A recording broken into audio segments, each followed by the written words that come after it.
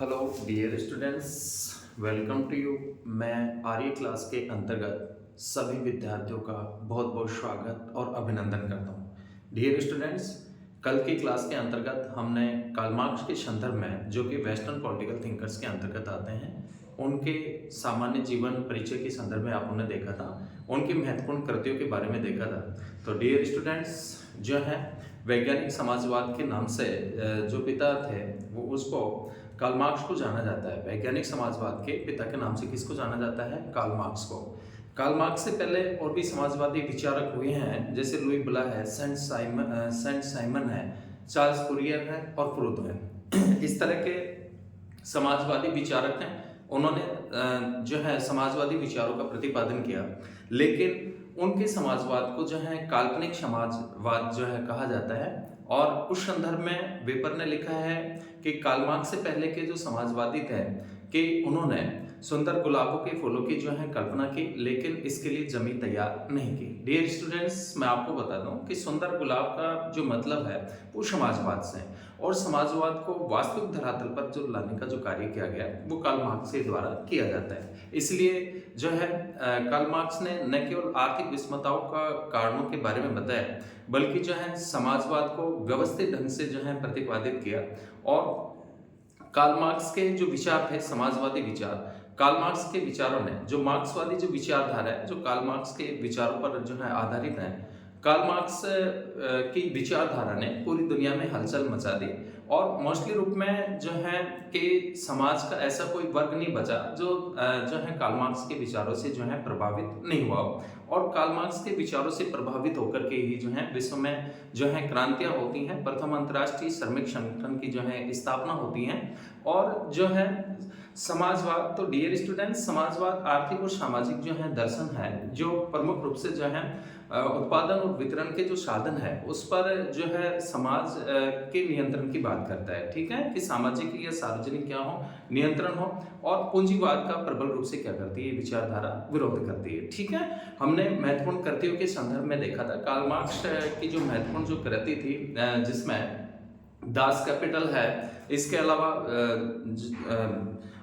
मूल्य कीमत लाभ, इसके अलावा कम्युनिस्ट मैनिफेस्टो, साम्यवादी घोषणा पत्र, ये जो है मोस्टली रूप में इसके अलावा द पॉवर्टी ऑफ फिलोसफी, दरिद्रता का दर्शन, ये महत्वपूर्ण जो है कार्ल मार्क्स की रचनाएं मानी जाती हैं। और जो है कम्युनिस्ट जो मैनिफेस्टो है, उनके जो मित्र थे कार्ल मार्क्स के, जो फ्रेडरिक एंगल्स थे, उन्होंने मार्क्स के जो है आर्थिक वो सहायता करते हैं। और फ्रेडरिक एंगल्स जो था एक उद्योगपति का बेटा था, जो कि श्रमिकों के प्रति क्या रखता था, सहानुभूति रखता था। और जो है मार्क्स एक अर्थशास्त्री के संदर्भ में भी जो है प्रमुख रूप से जो है उनको जाना जाता है। जर्मन अर्थशास्त्री, और इनका जो जन्म हुआ था जर्मनी में हुआ था, ट्रेंच नामक स्थान पर जो है इनका क्या होता है, जन्म होता है 5 मई 1818 को। तो डियर स्टूडेंट्स, जो है वैज्ञानिक समाजवाद के पिता थे। और अब हम जो बात करेंगे मार्क्स के मोस्टली जो सिद्धांत है, मार्क्स ने 4 सिद्धांत दिए थे, जिसमें जो है द्वंद्वात्मक भौतिकवाद है, इतिहास की भौतिकवादी व्याख्या है, अतिरिक्त मूल्य का सिद्धांत है और वर्ग संघर्ष का सिद्धांत है। डियर स्टूडेंट्स, कार्ल मार्क्स को जो है श्रमिकों के मसीहा के नाम से भी जाना जाता है। मार्क्स ने प्रेरणास्पद नारा दिया कि दुनिया के श्रमिकों, तुम एक हो जाओ, पाने के लिए पूरा जहां है और खोने के लिए तुम्हारे पास क्या है, बेड़िया है। ठीक है, तो बात करते हैं हम मार्क्स के जो सिद्धांत हैं, और उन सिद्धांतों के अंतर्गत जो 4 सिद्धांत है, इसमें हम मोस्टली रूप में जो है ऐतिहासिक भौतिकवाद की बात करेंगे। ठीक है, या इतिहास की भौतिकवादी धारणा, इतिहास की जो है भौतिकवादी धारणा। ठीक है, इतिहास की भौतिकवादी धारणा। ठीक है, तो डियर स्टूडेंट्स, या ऐतिहासिक जो भौतिकवाद है, जिसको आर्थिक नियतिवाद के नाम से भी जाना जाता है, इतिहास की भौतिकवादी जो धारणा है, इसमें जो है कि ऐतिहासिक जो भौतिकवाद है, ये मार्क्सवाद के अंतर्गत द्वंद्वात्मक भौतिकवाद को सामाजिक विकास में लागू करने का नाम है। मार्क्सवाद के अंतर्गत किसको? द्वंद्वात्मक भौतिकवाद को। ठीक है, द्वंद्वात्मक भौतिकवाद को जो है मोस्टली रूप में सामाजिक विकास में लागू करने का नाम है। कौन से विकास में? सामाजिक विकास में, सामाजिक विकास में, सामाजिक विकास में लागू करने का नाम है। लागू करने का क्या है? नाम है।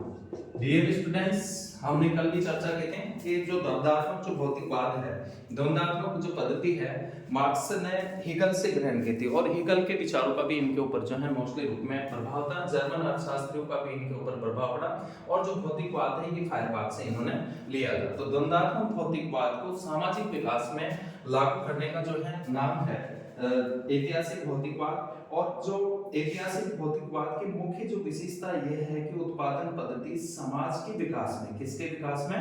समाज के विकास में निर्णायक भूमिका निभाती है। कौन सी पद्धति?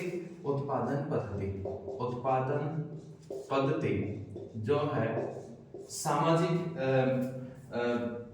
मोस्टली रूप में सामाजिक विकास में, ठीक है। उत्पादन जो पद्धति है समाज के विकास में, उत्पादन पद्धति समाज के विकास में, समाज के विकास में जो है महत्वपूर्ण भूमिका निभाती है। समाज के विकास में महत्वपूर्ण जो है भूमिका निभाती है, ठीक है, अकॉर्डिंग टू मार्क्स। ठीक है, हम मोस्टली रूप में मार्क्स के सिद्धांत देख रहे हैं जिनको वैज्ञानिक समाजवाद के पिता के नाम से जाना जाता है। और डियर स्टूडेंट्स, मार्क्स के विचारों से प्रेरित होकर के जो है रूस में जो है 1917 में साम्यवादी क्रांति होती है जार के खिलाफ। और जो है जिसको अक्टूबर क्रांति बोलते हैं, बोल्शेविक क्रांति बोलते हैं, और प्रथम जो है साम्यवादी क्रांति के नाम से भी जो है उसको जाना जाता है। ठीक है, कार्ल मार्क्स के अनुसार उत्पादन की शक्तियों में वृद्धि होने के साथ साथ मनुष्य, कार्ल मार्क्स के अनुसार, ध्यान रखना, इसके अनुसार, कार्ल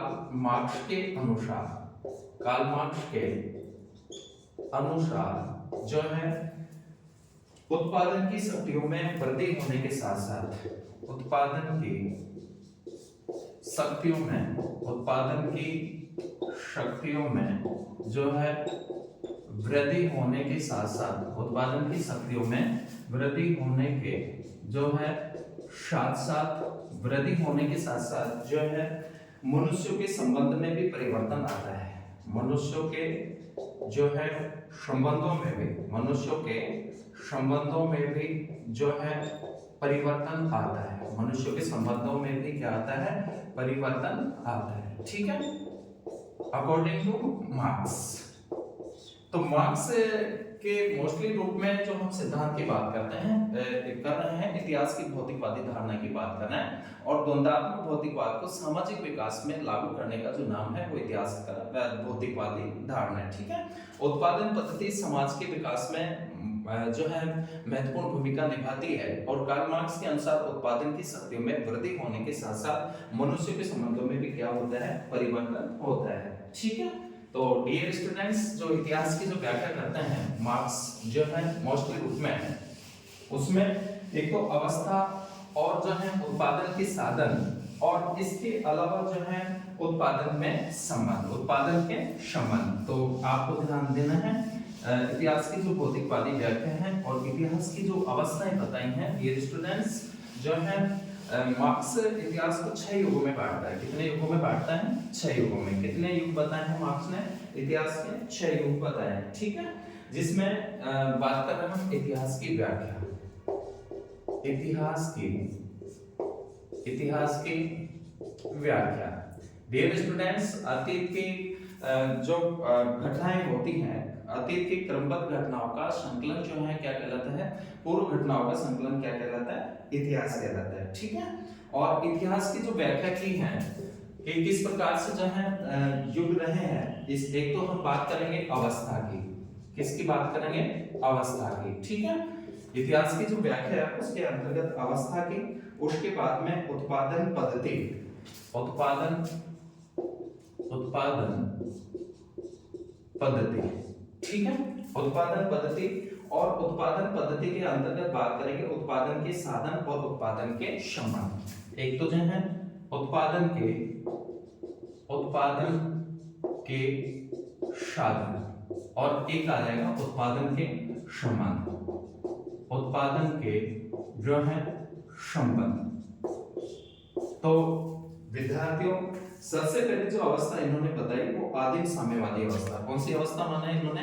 आदिम साम्यवादी अवस्था। आदिम साम्यवादी अवस्था, ठीक है। जिसको कि इसमें जो है कोई किसी का शोषण नहीं करता था, और जो है न इसमें टकराव था, न किसी प्रकार के झगड़े थे। मनुष्य जो है जंगलों में विचरण करता था और कंदमूल फल खा करके अपना जीवन जो है व्यतीत करता था। इस प्रकार से आदिम साम्यवादी जो युग था वो राज्यविहीन और वर्गविहीन जो है अवस्था थी, जिसमें किसी प्रकार का कोई शोषण नहीं था, ठीक है। और जो उत्पादन के जो साधन थे आदिम साम्यवाद में, इसमें मोस्टली रूप में जो है डियर स्टूडेंट्स की ये आदिम साम्यवादी जो अवस्था थी ये पहली अवस्था थी। उसके बाद में जो है दास युग आता है। कौन सा युग? दास युग, ठीक है। दूसरा युग कौन सा बताया है? दास युग। दास युग। और जो दास युग था इसमें उत्पादन की जो साधन था, उत्पादन का साधन किसको माना है? लकड़ी को, ठीक है। लकड़ी उत्पादन का साधन क्या था? लकड़ी थी। और इसमें जो है दो वर्ग आते हैं डियर स्टूडेंट्स। कौन सी अवस्था में? दास युग में। एक तो जो है स्वामी, एक स्वामी, और दूसरा कौन सा आता है? दास। स्वामी व दास, ठीक है। यहाँ पे वर्ग का जो है प्रादुर्भाव होता है और शोषण क्या होता है? प्राप्त होता है। कौन सी अवस्था से? दास अवस्था से, ठीक है। कि जो स्वामी है वो अधिक से अधिक कार्य चाहता है दासों से, और दास उसके कार्य जो श्रम करता है उसके प्रतिफल में अधिक से अधिक बेनिफिट्स जो है चाहता है। तो इसको लेकर के दोनों में क्या होता है? टकराव होता है। दो वर्ग यहाँ पर जो है उत्पन्न होते हैं समाज में। और तीसरी जो अवस्था आती है वो सामंती युग आती है। कौन सी अवस्था? सामंती युग, ठीक है। सामंती युग बताया। और सामंती युग में जो है हल और उत्पादन के जो साधन थे, हल व कृषि यंत्र। हल व कृषि यंत्र, ठीक है। हल व कृषि यंत्र। यहाँ पर जो है दो वर्ग होते हैं, सामंत व किसान। दो वर्ग कौन कौन से? सामंत व किसान, ठीक है। सामंत व किसान की दास युग भी जो है अधिक समय तक, उसके बाद में जो अवस्था आती है वो सामंती युग आता है, जिसमें उत्पादन के जो साधन होते हैं हल और कृषि यंत्र होते हैं, और जो वर्ग होते हैं वो सामंत और कौन होते हैं? किसान होते हैं, ठीक है। उसके बाद में डियर स्टूडेंट्स फिर जो है इसके बाद में जो युग बताया वो कौन सा अवस्था? पूंजीवादी युग, ठीक है। जो शोषण की क्रूरतम अवस्था थी वो कौन सी अवस्था? पूंजीवादी युग, ठीक है। पूंजीवादी युग। शोषण यहाँ से प्रारंभ होता है, और जो शोषण जो चरमोत्कर्ष अवस्था में पहुंचता है वो जो बताया है मार्क्स ने कि पूंजीवादी जो युग है वो शोषण की क्रूरतम क्या है? जो है अवस्था है। और जो पूंजीवादी युग है इसको मशीनी युग कहा है, ठीक है। सामंती युग के बाद में जो है कौन सा आगे इसका जो उत्पादन की साधन जो है कौन सा? इसको मशीनी युग कहा है। कि बड़े बड़े कल कारखानों की स्थापना होती है, इंग्लैंड में औद्योगिक क्रांति होती है, बड़ी बड़ी मशीनें आ जाती हैं। जो कार्य पहले हाथों से किया जाता था वो अब बड़ी बड़ी मशीनों के द्वारा जो है किया जाने लगा। और कल कारखानों में श्रमिक रूप में जो है दो वर्ग हो गए यहाँ पे, एक तो पूंजीपति वर्ग और एक सर्वहारा वर्ग, ठीक है। कौन से वर्ग? पूंजीपति वर्ग, पूंजीपति वर्ग व सर्वहारा वर्ग। पूंजीपति वर्ग व सर्वहारा वर्ग, ठीक है। तो डियर स्टूडेंट्स मार्क्स कहता है कि चौथी अवस्था चल रही है और जो दो घटनाएं होंगी वो भविष्य में क्या होंगे? घटित होंगे। अकॉर्डिंग टू मार्क्स तो पूंजीवादी जो युग है वो श्रमिकों के क्रूरतम शोषण पर आधारित है, और जो है दो वर्ग इसमें बताए हैं। उसके बाद में डियर स्टूडेंट्स जो है फिर आता है सर्वहारा वर्ग का अधिनायक तत्व, ठीक है। पांचवी जो अवस्था जो बताई है सर्वहारा वर्ग का अधिनायक तत्व, अधिनायक तत्व, ठीक है। कि इसमें सर्वहारा वर्ग का उत्पादन के जो साधन है इसमें क्रांति होती है पूंजीवादी युग में, और निश्चित रूप में मार्क्स कहता है कि श्रमिकों की जीत होगी, सर्वहारा वर्ग की जीत होगी। और फिर इस प्रकार से जो है उत्पादन के साधनों पर जो अधिकार होगा, नियंत्रण होगा, वो किसका अधिनायक तत्व होगा? एक अधिकार होगा सर्वहारा वर्ग का। और इसमें जो है सर्वहारा और पूंजीपति वर्ग, ठीक है। कौन से वर्ग?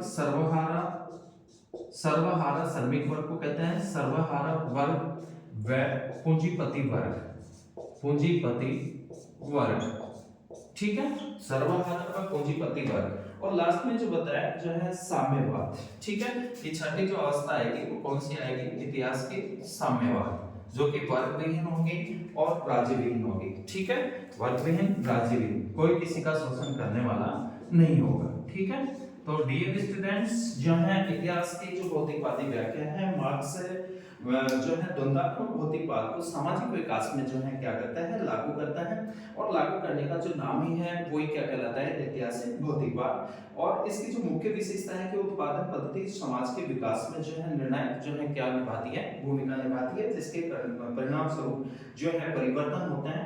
कार्ल मार्क्स के अनुसार उत्पादन की शक्तियों में वृद्धि होने के साथ साथ, ठीक है, इसमें वृद्धि होने के साथ साथ मोस्टली रूप में जो है जैसे जैसे वृद्धि होती है उसके साथ साथ मनुष्य के संबंध में भी क्या होता है, परिवर्तन होता है। ठीक है, तो कार्ल मार्क्स ने पहली बार इतिहास की आर्थिक व्याख्या की और कहा कि दार्शनिकों ने तो अब तक दुनिया की व्याख्या करने का प्रयास किया, जबकि महत्वपूर्ण कार्य जो है विश्व को बदलने का है। महत्वपूर्ण जो कार्य बताया इन्होंने वो किसको बदलने का बताया, विश्व को बदलने का बताया। डियर स्टूडेंट्स, कार्ल मार्क्स ने कहा है कि ऐतिहासिक भौतिकवाद की प्रमुख जो मान्यता है कि उत्पादन की शक्तियों का विकास धीरे धीरे होता है, और लेकिन उनकी स्वरूपूर्ण ये बदल जाता है तब उत्पादन क्षमता उन शक्तियों को संभालने में असमर्थ हो जाते हैं। परिणाम स्वरूप उत्पादन की शक्ति व उत्पादन में क्या होता है, संघर्ष प्रारंभ होता है। और मार्क्स जो है एक प्रगतिवादी विचारक है। कैसे विचारक हैं, प्रगतिवादी विचारक। ठीक है, मार्क्स को कौन सा विचारक माना जाता है, प्रगतिवादी जो है विचारक इनको जो है माना जाता है। इसके अलावा डियर स्टूडेंट्स कि मार्क्सवाद के अनुसार ऐतिहासिक क्रम में प्रत्येक अवस्था चाहे किसी भी जो है खराब स्थिति में क्यों न हो, अपनी पिछली अवस्था से उत्तम होती है, क्योंकि यह अवस्था अपने लक्ष्य के निकट है। इसलिए मार्क्सवाद को प्रगतिवाद का जो है परिणाम है, उसे कोई रोक नहीं सकता। कार्ल मार्क्स ने ऐतिहासिक भौतिकवाद की व्याख्या करने के लिए आधार अधिरचना की संकल्पना दी। और जो है डियर स्टूडेंट्स, यद्यपि आधार अधिरचना का विचार ग्रामसी को कहा जाता है, क्योंकि ग्रामसी ने इसका विस्तृत रूप से क्या किया, विश्लेषण किया है। ठीक है, तो कार्ल मार्क्स ने एक शब्दों में राज्य समाज व मानव की प्रत्येक सभ्य संख्या संस्था का स्वरूप उत्पादन के साधनों से निर्धारित होता है, और क्रांति को सामाजिक परिवर्तन की जो है क्या मानते हैं, आवश्यक शर्त मानते हैं। ठीक है, सामाजिक परिवर्तन की जो आवश्यक जो शर्त है, किसको माना है, सामाजिक परिवर्तन की आवश्यक शर्त। ध्यान रखना डियर स्टूडेंट्स, सामाजिक परिवर्तन की जो आवश्यक जो शर्त मानी है, मार्क्स ने किसको आवश्यक मानता है, क्रांति को। ठीक है, इसको बताते हैं क्रांति को।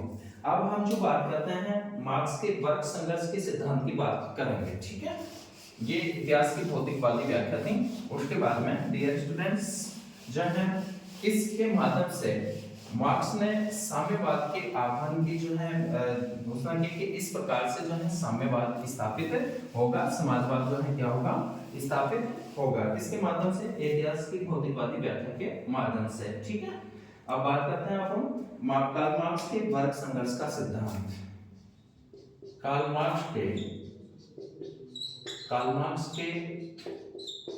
वर्ग संघर्ष का सिद्धांत, वर्ग संघर्ष का सिद्धांत। ठीक है, क्लास स्ट्रगल जो थ्योरी है उसकी बात करेंगे अकॉर्डिंग टू मार्क्स। और कार्ल मार्क्स ने अपने साम्यवादी घोषणा पत्र में महत्वपूर्ण इनकी जो रचना थी साम्यवादी घोषणा पत्र। ठीक है, साम्यवादी घोषणा पत्र, कम्युनिस्ट मैनिफेस्टो। इसमें कहा कि अब तक के समाज का इतिहास वर्ग संघर्ष का इतिहास रहा है। डियर स्टूडेंट्स ध्यान रखना, मार्क्स ने कहा है कि अब तक का इतिहास जो है वर्ग संघर्ष का इतिहास रहा है। ठीक है, किसका रहा है, वर्ग संघर्ष का रहा है। विशेष रूप से आपको ध्यान रखना है, मार्क्स ने बताया कि अब तक का जो इतिहास रहा है वो कैसा रहा है, वर्ग संघर्ष का इतिहास रहा है। ठीक है, वर्ग संघर्ष का रहा है, और यह संघर्ष दो परस्पर विरोधी हितों वाले वर्गों में रहा है। दो परस्पर विरोधी हितों वालों में, दो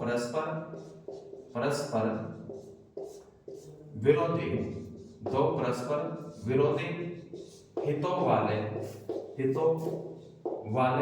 वर्गों में रहा है, दो परस्पर हितों वाले वर्गों में रहा है, ठीक है, दो परस्पर हितों वाले वर्गों में जो है रहा है, और जिसमें एक वर्ग आर्थिक सत्ता प्राप्त वर्ग, एक वर्ग तो कौन सा बताया है, आर्थिक सत्ता प्राप्त वर्ग, अर्थात जिसके हाथों में उत्पादन और वितरण के साधनों का क्या होता है, स्वामित्व होता है, तो आर्थिक सत्ता प्राप्त वर्ग, आर्थिक सत्ता प्राप्त वर्ग, ओके। उसके बाद में जो है दूसरा जो वर्ग बताया है कि आर्थिक सत्ता से विहीन वर्ग, जिसके हाथों में आर्थिक सत्ता नहीं होती है, आर्थिक सत्ता से विहीन वर्ग, आर्थिक सत्ता से विहीन वर्ग, ठीक है। तो वर्ग संघर्ष का सिद्धांत ऐतिहासिक भौतिकवाद का पूरक सिद्धांत है, ध्यान रखना, ऐतिहासिक जो भौतिकवाद का जो पूरक सिद्धांत है, और कार्ल मार्क्स के अनुसार वर्ग संघर्ष के विकास का मूल कारण उत्पादन के साधनों का त्रुटिपूर्ण अर्थात आर्थिक असमानता को बताया, ठीक है। किसको बताया, आर्थिक असमानता को, आर्थिक असमानता को, ये मुख्य रूप से इसको कारण मानते हैं आर्थिक असमानता को जो है। और एंगल्स ने अपनी पुस्तक राज्य, परिवार और निजी संपत्ति की उत्पत्ति में लिखते हैं कि पहली शोषक संस्था परिवार थी और पहले पीड़ित जो वर्ग रहा है वो महिला है, ठीक है। कौन कहते हैं, एंगल्स। एंगल्स जो मार्क्स के क्या थे, परम मित्र थे, और जो कि एंगल्स श्रमिकों के प्रति क्या रखता था, सहानुभूति रखता था, और जो है जो एक पत्रकार भी थे कार्ल मार्क्स जो है, इन्होंने अनेक पत्रों के संपादक के रूप में भी जो है ये रहे, और जीविकोपार्जन का इनका जो साधन था वो क्या था, डियर स्टूडेंट्स, वो संपादन का रहा है, लेखन कर रहे हैं। तो एंगल्स के द्वारा मार्क्स की आर्थिक क्या की गई, सहायता की गई, ठीक है। और एंगल्स ने बताया है कि जो है पहली शोषक संस्था परिवार थी, दूसरा जो है पहला पीड़ित जो वर्ग है महिला है। एंगल्स ने कहा कि हल के साथ निजी संपत्ति का उदय हुआ, और निजी संपत्ति के उदय के साथ में वर्ग संघर्ष हुआ, ठीक है। किसके कारण से, निजी संपत्ति के कारण, निजी संपत्ति के कारण जो है क्या प्रारंभ होता है, वर्ग संघर्ष प्रारंभ होता है, क्लास स्ट्रगल, ठीक है। संघर्ष का मतलब डियर स्टूडेंट्स यहाँ पे लड़ाई झगड़े से नहीं है, बल्कि जो है समाज में एक ऐसा वर्ग होता है जो अपने हितों को लेकर के उसमें क्या बना रहता है, असंतोष, और ये असंतोष भी जो है किसके रूप में होता है, संघर्ष के रूप में होता है, ठीक है। तो एंगल्स ने कहा कि हल के साथ निजी संपत्ति का उदय हुआ, और निजी संपत्ति के उदय के साथ में वर्ग संघर्ष, और वर्ग संघर्ष को दबाने के लिए राज्य का उदय हुआ है, ध्यान रखना। किसका उदय हुआ है, वर्ग संघर्ष को दबाने के लिए राज्य का उदय बताते हैं, ठीक है, कि राज्य का क्या हुआ है, उदय हुआ है। और कार्ल मार्क्स ने कहा कि इतिहास में जिस वर्ग ने शोषणकर्ता से सत्ता छीनी है वही वर्ग कालांतर में शोषणकर्ता बन गया, ठीक है। इतिहास में जिस वर्ग ने शोषणकर्ता से सत्ता छीनी और वही वर्ग कालांतर में शोषणकर्ता बन गया। कार्ल मार्क्स ने इतिहास की 6 जो अवस्थाएं बताई थी, डियर स्टूडेंट्स, हमने बात की एक आदिम साम्यवादी अवस्था जो कि वर्ग विहीन अवस्था थी, उसके बाद में जो है दास अवस्था की बात करते हैं हम। दास अवस्था में दो वर्ग आते हैं, एक तो स्वामी वर्ग और एक दास वर्ग होता है, ठीक है। और यहाँ से टकराव प्रारंभ होता है। उसके बाद में जो है सामंती युग, और सामंती युग में एक तो सामंती वर्ग और एक जो है कौन सा, किसान वर्ग। और जो शोषण की जो क्रूरतम जो अवस्था बताते हैं कि शोषण जो प्रारंभ हुआ था उसकी जो चरम सीमा है अपने क्रूरतम रूप में जो है पूंजीवादी अवस्था में देखने को मिलता है। और पूंजीवादी अवस्था में निश्चित रूप से क्या होता है, टकराव होता है, संघर्ष होगा, और इस संघर्ष में श्रमिकों की जीत का जो है वो विश्वास दिलाता है, ठीक है। तो डियर स्टूडेंट्स, आदिम साम्यवादी युग, दास युग, सामंती युग, पूंजीवादी युग, और उसके बाद में सर्वहारा वर्ग का अधिनायक तत्व, और फिर जो है साम्यवाद की बात करते हैं। ये 6 अवस्थाएं जो है बताए हैं। और कार्ल मार्क्स के अनुसार दास युग में पहली बार वर्ग की उत्पत्ति होती है तथा वर्ग संघर्ष उत्पन्न होता है। डियर स्टूडेंट्स, हमने बात की कि दास युग से क्या होता है, टकराव प्रारंभ होता है। कौन से युग से, दास युग से, ठीक है। कौन से युग से, दास युग से, जिसमें 2 वर्ग होते हैं, एक तो स्वामी, कौन सा वर्ग, स्वामी, और दूसरा कौन सा होता है, दास, ठीक है। तो इस तरह से जो है वर्ग की धारणा का विकास होता है। कार्ल मार्क्स के अनुसार वर्ग की 4 विशेषताएं होती हैं। कितनी विशेषताएं बताई हैं मार्क्स ने? 4 विशेषताएं कि एक तो बहुत सारे जो लोग होते हैं एक जैसी आर्थिक स्थिति में पहुंच जाते हैं। पहली विशेषता तो ये कि बहुत सारे जो लोग होते हैं एक जैसी आर्थिक स्थिति में जो है क्या करते हैं, पहुंच जाते हैं, और इन लोगों के हितों में क्या होती है, समानता होती है। ठीक है, वर्ग विशेष जो है कि आर्थिक स्थिति समान आर्थिक स्थिति में पहुंच जाते हैं, आर्थिक या ये कहें समान आर्थिक स्थिति में जो है आर्थिक स्थिति में पहुंच जाते हैं, आर्थिक स्थिति में पहुंच जाते हैं। ठीक है, एक जो ऐसा जो समूह होता है, समुदाय होता है, वर्ग होता है, वो समान आर्थिक, ये मोस्टली रूप में जो है मार्क्स वर्ग की विशेषताएं बताते हैं। किसकी विशेषताएं बताते हैं? वर्ग की। और दूसरी जो विशेषता बताई है कि इनके जो है सभी के क्या होते हैं, समान हित होते हैं। क्या होते हैं? समान हित होते हैं। ठीक है, समान हित होते हैं, और जो है या ये कहें कि इनके हितों में समानता होती है, और जो है इन लोगों में एकता की भावना होती है। जो है मोस्टली रूप में जो है इन लोगों में कौन सी भावना पाई जाती है? एकता की भावना देखने को मिलती है। ठीक है, कौन सी भावना? एकता की भावना। और जो है तीसरी जो विशेषता है कि इन लोगों में एकता की भावना देखने को मिलती है। ठीक है, एकता की भावना देखने को मिलती है, जो पाई जाती है। इसके अलावा फोर्थ जो है ये अपनी स्थिति के प्रति जागरूक होते हैं। क्या होते हैं? अपनी स्थिति के प्रति क्या होते हैं? अपनी स्थिति के प्रति जो है जागरूक होते हैं। अपनी स्थिति के प्रति क्या होते हैं? जागरूक होते हैं, जागरूक होते हैं। तो ये मार्क्स ने जो है वर्ग की 4 विशेषताएं बताते हैं मार्क्स। और जो है जैसा कि कोकर ने कहा है इस संदर्भ में कि पूंजीवादी प्रणाली मजदूरों की संख्या बढ़ाती है और उन्हें सुसंगठित करती है, उनको वर्ग चेतना का प्रादुर्भाव कराती है। ठीक है, कार्ल मार्क्स के अनुसार द्वंद्ववादी प्रगति के नियमानुसार इस संघर्ष में पूंजीपति का विनाश और सर्वहारा वर्ग की विजय दोनों ही जो है क्या है, अवश्य होगी। इसके अलावा कार्ल मार्क्स के अनुसार वर्गों में वर्ग चेतना स्वतः उत्पन्न होती है। मार्क्स के अनुसार मनुष्य की चेतना उसके सामाजिक स्तर को निर्धारित नहीं करती, बल्कि सामाजिक स्तर उसकी चेतना का क्या करता है, निर्धारण करता है। कार्ल मार्क्स और एंगल्स ने जर्मन आइडियोलॉजी में लिखा, ये दोनों की जो है रचना थी डियर स्टूडेंट्स, जर्मन आइडियोलॉजी में लिखा है कि वर्ग अपने आप में बुजुर्ग समाज की क्या है, उपज है। ठीक है, कार्ल मार्क्स और एंगल्स ने माना है कि पूंजीवादी अवस्था में दो वर्गों के अलावा एक मध्यम वर्ग भी होता है। कौन सा वर्ग बताया है? एक मध्यम वर्ग होता है। और जो है परंतु पूंजीवाद के प्रतिस्पर्धात्मक जो है व्यवस्था के माध्यम वर्ग क्या होते हैं, प्रतिस्पर्धात्मक व्यवस्था के माध्यम से वर्ग लुप्त हो जाता है। लेकिन 20वीं शताब्दी के मार्क्सवादी विचारक बर्नस्टाइन और प्लेटसाज ने कहा कि पूंजीवाद के विस्तार के साथ वस्तुतः मध्यम वर्ग जो है लुप्त नहीं हो रहा, बल्कि उसका आकार क्या हो रहा है, बढ़ रहा है। ठीक है, इसके बाद में कार्ल मार्क्स ने अपनी पुस्तक द एंटी-ब्रूमेर ऑफ लुई बोनापार्ट 1852 के अंतर्गत पूर्ण विकसित वर्ग की नकारात्मक परिभाषा दी, जबकि द पॉवर्टी ऑफ फिलॉसफी में वर्ग की जो है क्या दी है, परिभाषा दी है। द पॉवर्टी ऑफ फिलॉसफी दरिद्रता का दर्शन है। ठीक है, तो ये स्टूडेंट्स मोस्टली रूप में हमने जो है कार्ल मार्क्स के आज की क्लास के अंतर्गत जो कार्ल मार्क्स के हमारी जो है सेकंड क्लास थी, और सेकंड क्लास के अंतर्गत हमने मुख्य रूप से जो है एक तो मार्क्स के जो है वर्ग संगत इतिहास की भौतिकवादी जो धारणा थी, जिसको आर्थिक नियतिवाद भी जो है कहा जाता है,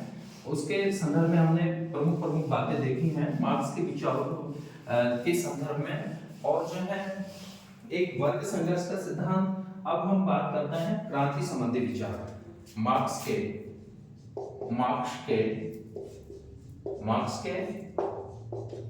क्रांति संबंधी विचार। कौन से विचार? क्रांति संबंधी विचार। ठीक है डियर स्टूडेंट्स, क्रांति का मतलब होता है परिवर्तन। और जो है कार्ल मार्क्स ने 2 प्रकार की क्रांति बताई है, एक तो बुर्जुआ क्रांति और एक सर्वहारा क्रांति। ठीक है, बुर्जुआ क्रांति कितने प्रकार बताएं? 2। बुर्जुआ क्रांति और एक जो है सर्वहारा क्रांति। सर्वहारा क्रांति, 2 क्रांतियों की बात करते हैं। जो है बुजुर्गा क्रांति का मतलब है कि पूंजीपति वर्ग सामंती वर्ग को सत्ता से हटाकर, ठीक है, पूंजीपति वर्ग और सामंती वर्ग को सत्ता से हटाकर पूंजीवाद की क्या करता है, स्थापना करता है। ये किसकी स्थापना करता है? ये पूंजीवाद की स्थापना करता है। इसकी स्थापना करता है, पूंजीवाद की स्थापना करता है, पूंजीवाद की स्थापना करता है। ठीक है, कौन सी क्रांति के माध्यम से? बुर्जुआ क्रांति के माध्यम से। और सर्वहारा क्रांति जो है, इसमें सर्वहारा वर्ग, पूंजीपति वर्ग को हटाकर, कौन सा वर्ग? सर्वहारा वर्ग, पूंजीपति वर्ग को हटाकर, पूंजीपति वर्ग को हटाकर जो है उस पर जो है किसकी स्थापना करता है? समाजवाद की स्थापना करता है। किसकी स्थापना करता है? हटाकर समाजवाद की क्या करता है? स्थापना करता है। ठीक है, समाजवाद की क्या करता है?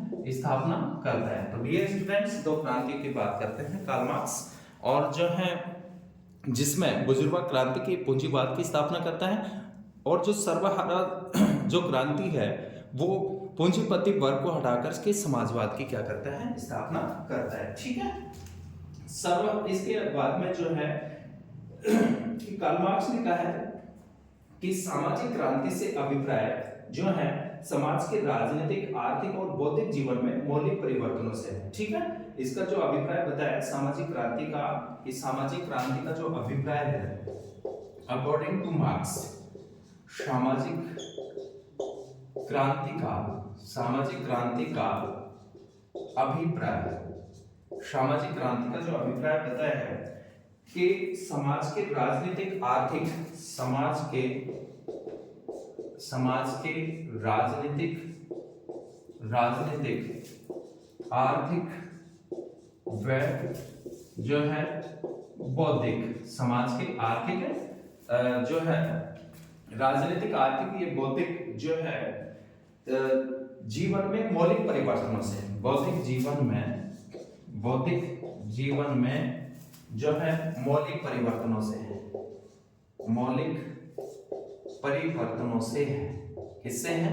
मौलिक परिवर्तनों से है। ठीक है, सामाजिक जो क्रांति है उसका जो मतलब बताया मार्क्स ने कि सामाजिक, आर्थिक और बौद्धिक जीवन के मौलिक परिवर्तनों से है। और ऐसे विचार कार्ल मार्क्स ने अपनी पुस्तक राजनीतिक अर्थशास्त्र की समीक्षा में करते हैं। कौन सी पुस्तक में करते हैं? राजनीतिक अर्थशास्त्र की जो पुस्तक थी उसके समीक्षा के अंतर्गत जो है इसका क्या करते हैं? प्रतिपादन करते हैं।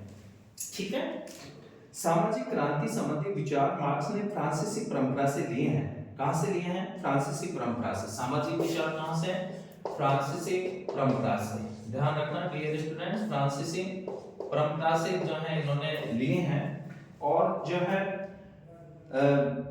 फ्रांसीसी क्रांति को मार्क्स ने बुर्जुआ क्रांति की संज्ञा दी। बुर्जुआ क्रांति की संज्ञा कौन सी क्रांति को दी है? फ्रांसीसी क्रांति को। और जो है कार्ल मार्क्स के विचारों की प्रेरणा से पहली साम्यवादी क्रांति 1917 में रूस में हुई। वेरी गुड डियर स्टूडेंट्स, जो है कि कार्ल मार्क्स के जो विचारों का हमने बात की थी पर प्रारंभ में कि मार्क्सवाद आज भी जो है जीवित है। मार्क्स हमारे बीच में नहीं है, जो वैज्ञानिक समाजवाद के पिता माने जाते हैं और जो श्रमिकों के मसीहा के नाम से जिनको जाना जाता है। लेकिन मार्क्सवादी उनके जो विचारधारा थे, उनके विचारधारा ने संपूर्ण विश्व में हलचल मचा दी। ठीक है, और समाज का ऐसा वर्ग कोई नहीं बचा, अछूता नहीं रहा जो कि मार्क्स के विचारों से प्रभावित नहीं होता है। तो डियर स्टूडेंट्स, मार्क्स के विचारों से प्रभावित होकर के ही 1917 में प्रथम साम्यवादी क्रांति होती है। ठीक है, प्रथम साम्यवादी क्रांति कहां पे हुई डियर स्टूडेंट्स? ये रूस में होती है। ठीक है, जिसको क्या कहा जाता है? इसको अक्टूबर क्रांति कहा जाता है, अक्टूबर क्रांति। ठीक है, इसके अलावा इसको बोल्शेविक क्रांति भी कहा जाता है। बोल्शेविक, कौन सी क्रांति? बोल्शेविक क्रांति। इसके अलावा इसको अक्टूबर क्रांति के नाम से भी जो है जो है साम्यवादी, प्रथम जो है साम्यवादी क्रांति के नाम से भी जो है इसको जाना जाता है। ठीक है, तो ये मार्क्स के विचारों के परिणाम स्वरूप ही हुई 1917 में रूस में। और दूसरी जो साम्यवादी क्रांति होती है माओ के नेतृत्व में, ये 1949 में कहां पर? ये चीन में होती है। ठीक है, साम्यवादी क्रांति, प्रथम साम्यवादी क्रांति रूस में, और उसके बाद में जो है दूसरी साम्यवादी क्रांति 1949 में हुई। कहां पर? चीन में। और कार्ल मार्क्स के अनुसार क्रांति आकस्मिक न होकर के धीरे धीरे होने वाली क्या है? घटना है। ठीक है, तो डियर स्टूडेंट्स, ये प्रमुख रूप से जो है क्रांति संबंधी इनके जो है विचार हैं। और विचारधारा जो थे कि कार्ल मार्क्स ने विचारधारा का विश्लेषण अपनी दो पुस्तकों में किया है। इसका आइडियोलॉजी जो आइडियोलॉजी है, विचारधारा है, एक तो जर्मन आइडियोलॉजी और the critique of political economy. द्वंद्ववाद के नियम के आधार पर कार्ल मार्क्स ने कहा कि नए समाज रूपी शिशु को गर्भ धारण करने वाली हर पुरानी व्यवस्था के लिए शक्ति एक क्या है, दायी है। और कार्ल मार्क्स ने विचारधारा को मिथ्या चेतना का, ध्यान रखना, विचारधारा को क्या कहते हैं, मिथ्या चेतना कहते हैं, क्योंकि विचारधारा का प्रयोग प्रभुत्वशाली वर्ग अपने शासन को वैधता प्रदान करने के लिए क्या करता है। इसके अलावा डियर स्टूडेंट्स, महत्वपूर्ण जो बात है कि कार्ल मार्क्स ने जो है धर्म, ठीक है, कार्ल मार्क्स ने धर्म को अफीम की संज्ञा दी। ध्यान रखना, धर्म को अफीम की संज्ञा किसके द्वारा दी गई है, कार्ल मार्क्स के द्वारा। किसके द्वारा, कार्ल मार्क्स के द्वारा। तो विशेष रूप से ध्यान रखना है, बहुत बार जो है कॉम्पिटिटिव एग्जाम्स के अंतर्गत क्वेश्चन पूछा जाता है कि धर्म को अफीम की संज्ञा निम्नलिखित में से किस विचारक के द्वारा जो है दी गई है, या किस विचारक ने धर्म को अफीम बताया। तो किसने बताया, कार्ल मार्क्स ने। मार्क्स ने कहा कि जो धर्म है जनता के लिए क्या है, अफीम है। धर्म जनता के लिए अफीम है। धर्म जनता के लिए क्या है, अफीम है, नशीला पदार्थ है। किसको बताया, धर्म को। और कार्ल मार्क्स ने धर्म को अधिरचना अर्थात समाज के ऊपरी ढांचे का अनुमान है। कार्ल मार्क्स के अनुसार नैतिकता का स्वरूप वर्ग आधारित होता है और इस प्रकार कार्ल मार्क्स नैतिकता के विरुद्ध है। माओ से तुमने निरंतर अर्थात अथवा चिर स्थायी क्रांति का विचार दिया। इसके अलावा माओ के अनुसार समाज में अंतर विरोध बने रहते हैं और उन्हें समाप्त करने के लिए क्रांति क्या रहेगी, जारी रहेगी। ठीक है डियर स्टूडेंट्स, मार्क्स का वर्ग संघर्ष का सिद्धांत जो है, जॉर्ज सोरेल ने कहा है कि आधुनिक कष्ट और आधुनिक रोगों यहाँ तक कि फांसीवाद का जन्मदाता है। लास्की ने वर्ग संघर्ष के संबंध में कहा कि पूंजीवाद के विनाश का परिणाम साम्यवाद न होकर अराजकता हो सकता है, जिसके फलस्वरूप ऐसी तानाशाही का जन्म हो जाए जिससे साम्यवादी आदर्शों में कोई मेल नहीं हो। ठीक है, अब हम लास्ट कार्ल मार्क्स के सिद्धांत की बात करते हैं डियर स्टूडेंट्स, जो कि अतिरिक्त मूल्य का सिद्धांत है। नेक्स्ट सिद्धांत आता है अतिरिक्त मूल्य का सिद्धांत। कौन सा सिद्धांत, अतिरिक्त मूल्य का सिद्धांत, अतिरिक्त मूल्य का सिद्धांत। ठीक है, और डियर स्टूडेंट्स ध्यान रखना है कि कार्ल मार्क्स ने पूंजीवाद समाज में, कार्ल मार्क्स ने जो है, कार्ल मार्क्स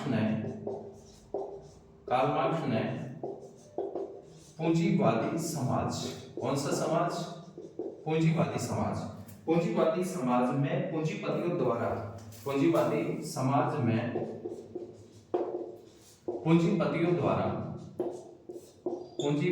द्वारा जो है किए जाने वाले श्रमिकों के शोषण को, पूंजीपतियों के द्वारा किए जाने वाले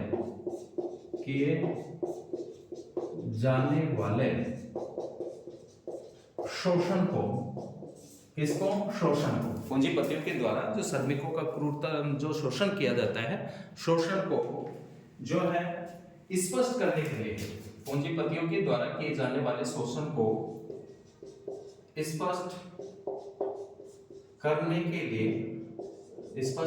लिए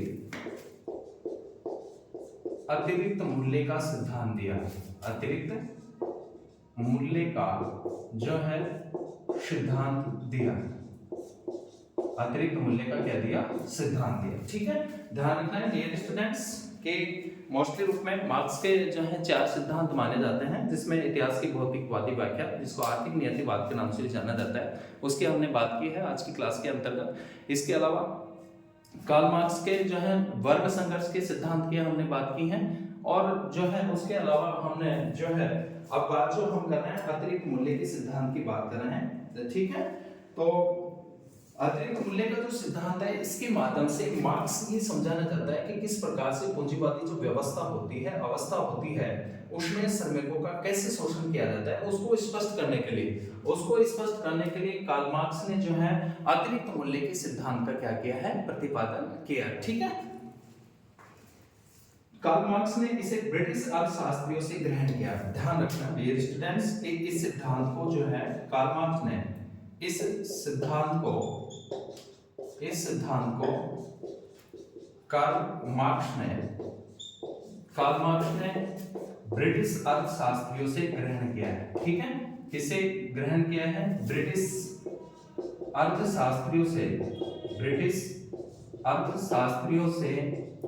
जो है ग्रहण किया है। ब्रिटिश अर्थशास्त्रियों से ग्रहण किया है, विशेष रूप में रिकार्डो से। ठीक है, इससे रिकार्डो से ग्रहण किया है। डियर स्टूडेंट्स, जो है ब्रिटिश अर्थशास्त्रियों के से कार्ल मार्क्स ने इसको क्या किया है? ग्रहण किया है। ठीक है, और जिसमें विशेष रूप से कौन आता है? रिकार्डो।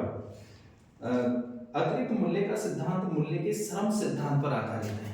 ध्यान रखना, नेक्स्ट जो महत्वपूर्ण बात है कि अतिरिक्त मूल्य का सिद्धांत जो है ये मुख्य रूप से जो है श्रम सिद्धांत पर आधारित है। किस पर आधारित है? श्रम सिद्धांत पर आधारित है। किस पर आधारित है? श्रम सिद्धांत पर आधारित है। और जो है इस सिद्धांत के अनुसार अंत में किसी वस्तु की जो विनिमय मूल्य होता है उसके उत्पादन में लगाए गए सामाजिक दृष्टि से श्रम की मात्रा पर क्या करता है? निर्भर करता है। किसकी मात्रा पर निर्भर करता है? श्रम की मात्रा पर निर्भर करता है। और मूल्य का श्रम सिद्धांत का प्रतिपादन करने वाला पहला आधुनिक विचारक जॉन लॉक को माना जाता है। ठीक है, ध्यान रखना, पहला आधुनिक विचारक मूल्य के श्रम का सिद्धांत का किसको माना जाता है? जॉन लॉक, जो हमने पिछली क्लासों के अंतर्गत पढ़ा है, जिसको उदारवाद का जनक भी माना जाता है। तो पहला आधुनिक विचारक जॉन लॉक थे। उसके बाद ब्रिटिश अर्थशास्त्री जैसे कि रिकार्डो, माल्थस ने विकसित किया। और कार्ल मार्क्स ने अतिरिक्त मूल्य के सिद्धांत का प्रतिपादित करते हुए बताया कि प्रत्येक वस्तु के दो मूल्य होते हैं। प्रत्येक वस्तु के कितने मूल्य होते हैं? दो मूल्य होते हैं। ध्यान रखना, मार्क्स ने कहा है कि प्रत्येक वस्तु के दो मूल्य होते हैं। कितने मूल्य होते हैं? दो मूल्य होते हैं, जिसमें एक तो उपयोगी मूल्य होता है और एक विनिमय मूल्य। डियर स्टूडेंट्स, यूज वैल्यू और एक एक्सचेंज वैल्यू। ठीक है, तो एक्सचेंज आदान प्रदान वाला जो मूल्य होता है उसको विनिमय मूल्य। कार्ल मार्क्स के अनुसार किसी वस्तु का विनिमय मूल्य उसमें लगने वाले श्रम के आधार पर जो है निर्धारित होता है कि वस्तु में जो है कितना श्रम लगा है। और श्रम जो करता है वो कौन करता है? श्रमिक करता है। ठीक है, श्रमिक क्या करता है? श्रम। और वस्तु के निर्माण में क्या किसको महत्वपूर्ण बताया कि उसको इस श्रम को, और श्रम के सिद्धांत पर आधारित होता है कि लगने वाले श्रम के आधार पर निर्धारित होता है। कार्ल मार्क्स कहते हैं कि प्रत्येक वस्तु का वास्तविक मूल्य वह श्रम है जो उसे मानव उपयोगी बनाने के लिए उस पर व्यय किया जाता है, क्योंकि वही उसमें विनिमय मूल्य क्या करता है? पैदा करता है। कार्ल मार्क्स के अनुसार श्रम ही एक वस्तु के मूल्य निर्धारण का एकमात्र उचित क्या है? मापदंड है। और कार्ल मार्क्स के अनुसार अतिरिक्त मूल्य उन दो मूल्यों का अंतर है जिसे एक श्रमिक पैदा करता है, जिसे वह वास्तव में क्या करता है?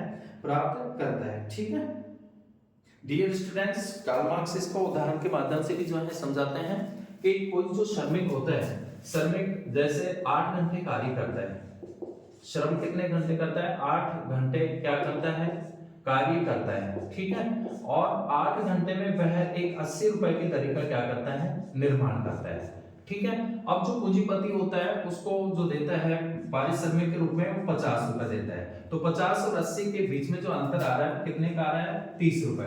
और ये जो 30 रुपए है, यानी प्रत्येक औसत घंटे की बात करें तो 10 रुपए बनता है श्रमिक का, लेकिन श्रमिक को जो है 5 घंटे का उसको जो है वेतन दिया जाता है और 30 रुपए जो है पूंजीपति अपनी जेब में रख लेता है। इसी को क्या कहा है? अतिरिक्त मूल्य। ये जो मूल्य है ये क्या है? ये अतिरिक्त मूल्य है।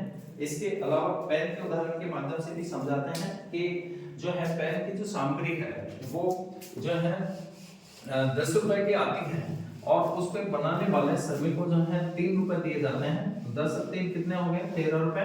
और वो जो पेन बाजार में बिकता है वो 20 रुपए का बिकता है। तो 20 और 13 में जो अंतर है वो 7 रुपए का है। और 7 रुपए का क्या है बताया है? अतिरिक्त मूल्य कि श्रमिक को मिलना चाहिए, नहीं कि पूंजीपति की जेब में जाना चाहिए। ठीक है। सेवाई के अनुसार अतिरिक्त मूल्य का सिद्धांत प्रतिष्ठित अर्थशास्त्रियों के श्रम सिद्धांत का विस्तार मात्र है। और डियर स्टूडेंट्स के कार्ल मार्क्स के अनुसार श्रमिक अपने श्रम के माध्यम से उत्पादन तो अधिक करता है, लेकिन पूंजीपति लाभ से प्रेरित होकर के उसे अपने श्रम का पूरा मेहनताना नहीं देता है। ठीक है। इसके बाद में जो है राज्य संबंधी सिद्धांत की बात करें तो कार्ल मार्क्स ने राज्य का व्यवस्थित सिद्धांत नहीं दिया। वह राज्य को एक वर्ग संगठन मानते हैं। क्या मानते हैं?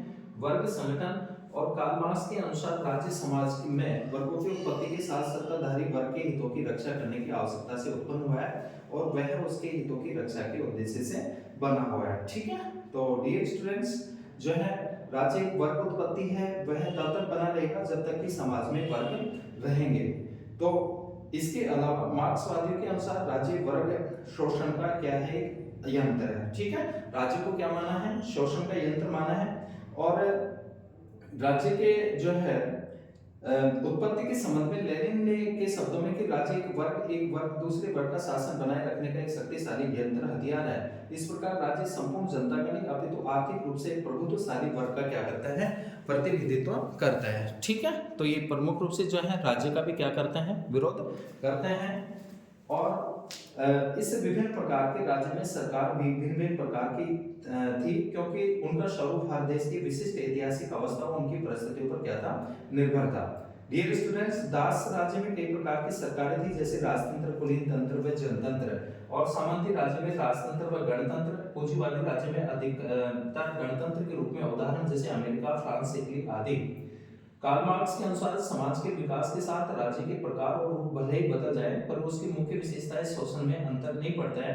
इस प्रकार एंगल्स ने कहा कि राज्य अपने सभी रूपों में एकमात्र शासक वर्ग की संस्था रही है और प्रत्येक अवस्था में इसने शोषित वर्ग को दबाने रखने का क्या किया है? कार्य किया है। तो कार्ल मार्क्स कहते हैं कि पूंजीवादी राज्य स्थायी नहीं रहेगा और पूंजीवादी राज्य का रूप भी हो वह पूंजीपतियों की तानाशाही होती है। ठीक है।